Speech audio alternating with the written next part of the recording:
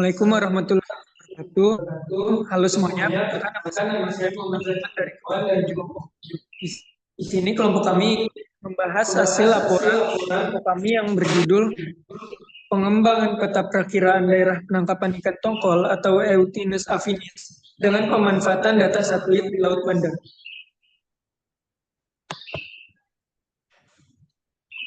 Berikut adalah anggota kelompok kami. Yang pertama ada Muhammad Derial, lalu Syifa Rahmadina, Muhammad Zaki Kurniawan, dan Mas Udah.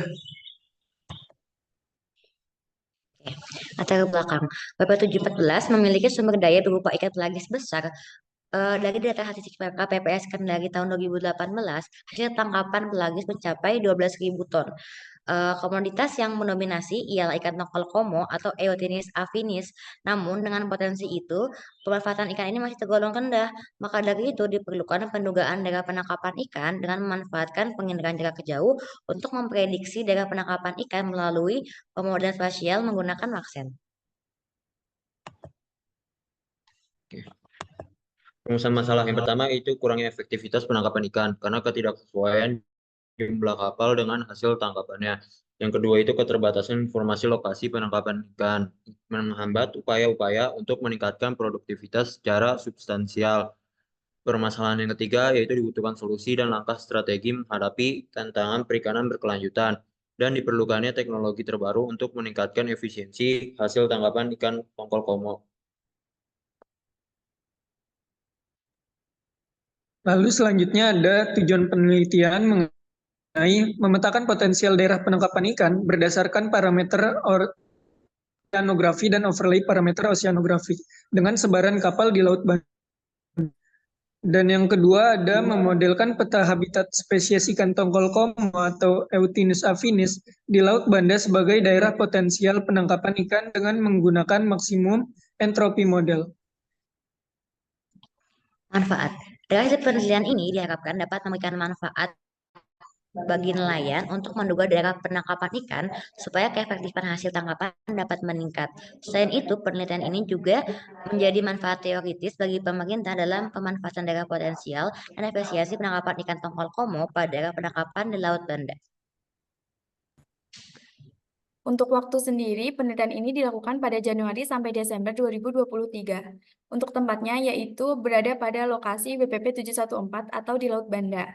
Alat dan bahan yang digunakan yaitu laptop yang memadai untuk menganalisis data citra satelit parameter oceanografi, data citra satelit sebaran kapal, data citra satelit FIRST DNB.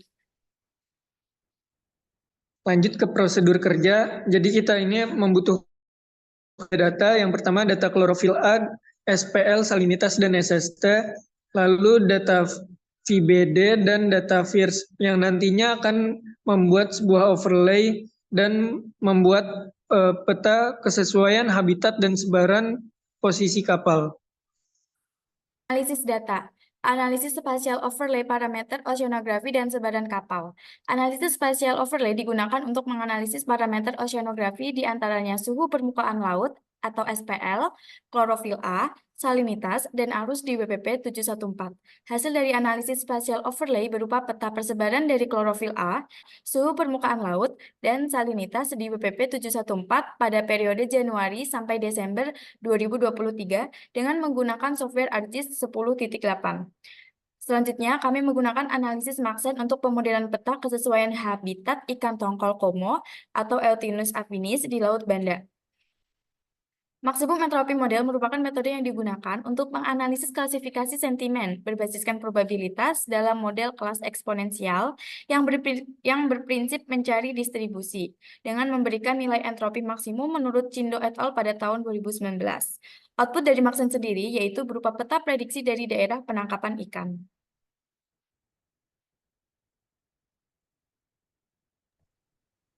Oke, hasil pembahasan klorofil A dan sebaran kapal WP714. Klorofil A merupakan parameter oceanografi yang mempengaruhi daerah penangkapan ikan.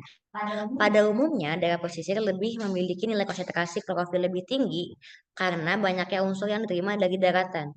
Dari 4 musim yang ada, klorofil A paling tinggi terjadi pada musim timur, yaitu di bulan Agustus. Hal ini karena kecepatan angin yang cukup tinggi sehingga terjadi kekosongan massa air pada permukaan dan digantikan oleh massa air pada dasar perairan dengan klorofil A yang cukup banyak, sehingga kapal penangkapan ikan banyak tersebar pada bulan tersebut. Berikut berikut merupakan sebaran klorofil dan juga kapal di Laut Belanda. Pada musim barat, musim peralihan 1, musim timur, dan juga musim peralihan 2.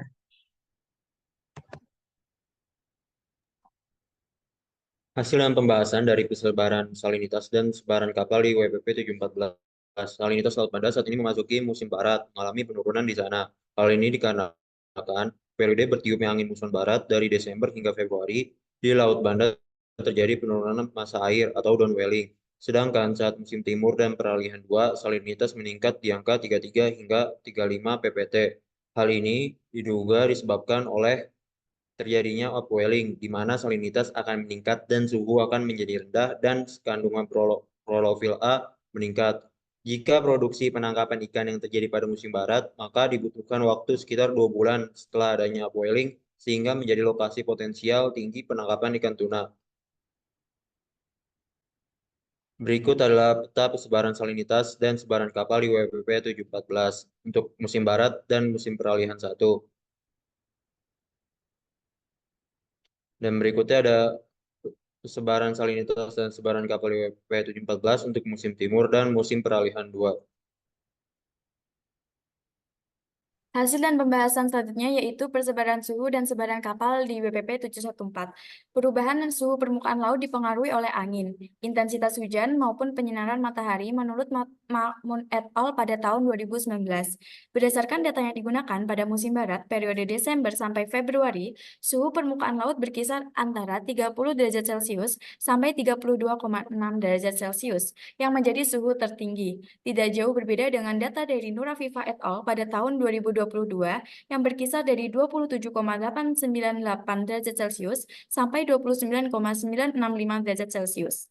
Sedangkan suhu permukaan laut di Laut Banda pada musim timur periode Juni sampai Agustus berkisar antara 25,3 derajat Celcius sampai 28,07 derajat Celcius, sedangkan 26,59 derajat Celcius sampai 27,6 derajat Celcius menjadi suhu terendah berdasarkan data dari Putro et al.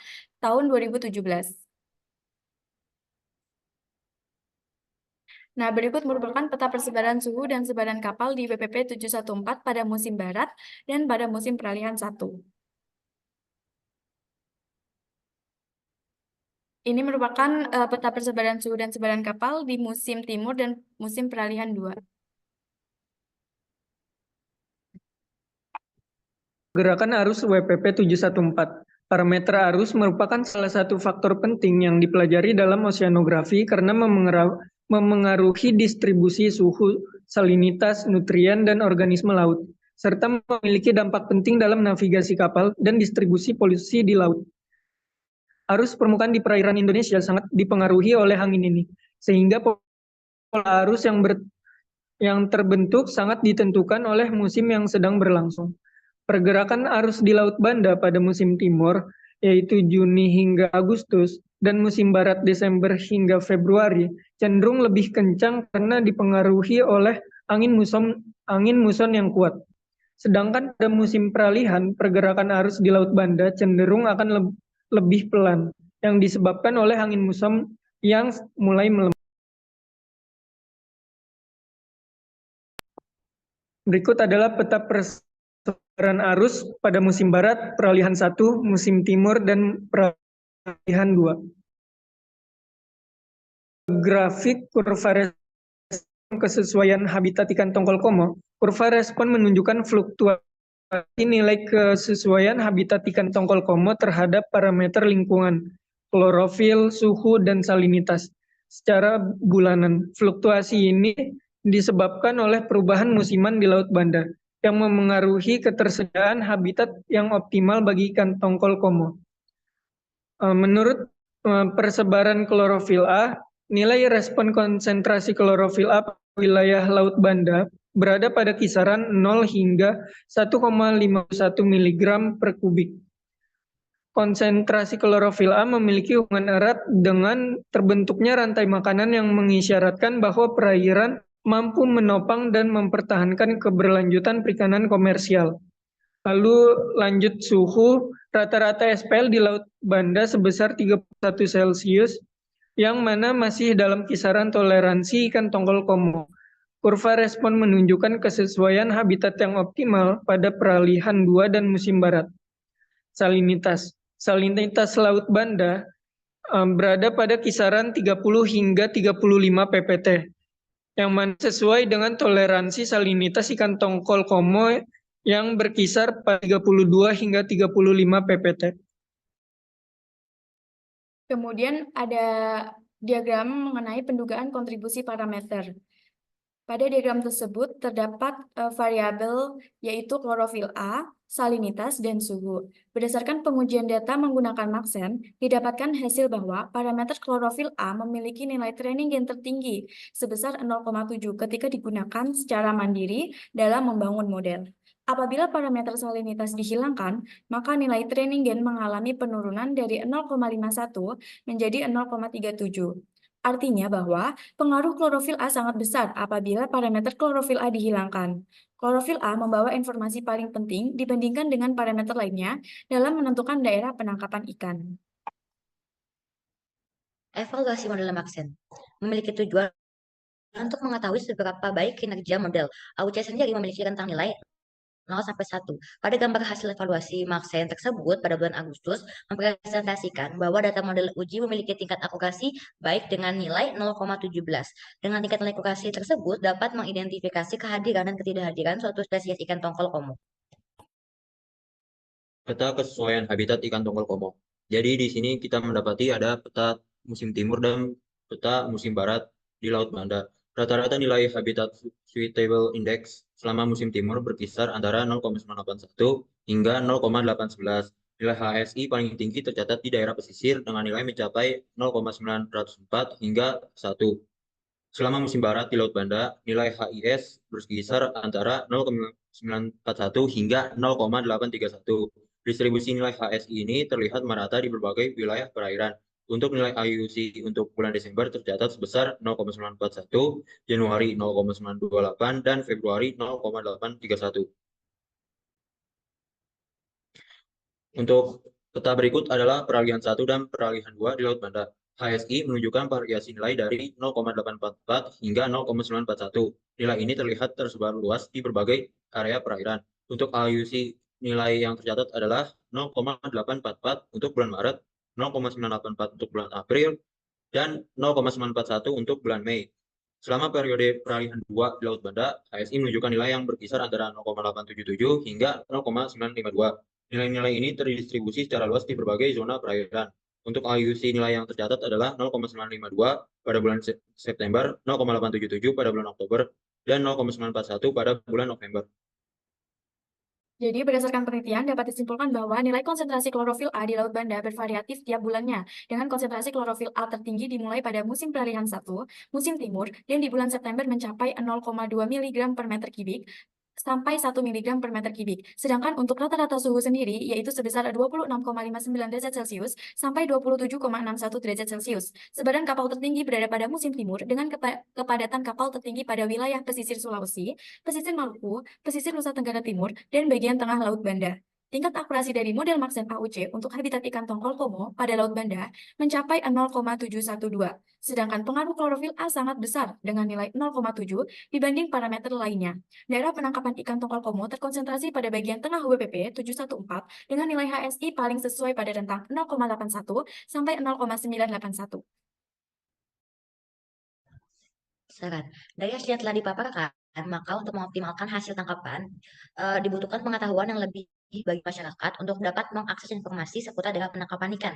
Pemerintah juga perlu memperhatikan pengelolaan kemajuan teknologi untuk memaksimalkan penangkapan ikan. Penambahan parameter oceanografi juga dibutuhkan untuk mendapatkan hasil yang lebih akurat dalam memprediksi daerah penangkapan ikan. Berikut daftar pustaka yang kami gunakan untuk membuat laporan dan juga PPT ini. Sekian pemaparan materi dari kelompok kami. Maaf bila ada kekurangan. Wassalamualaikum warahmatullahi wabarakatuh.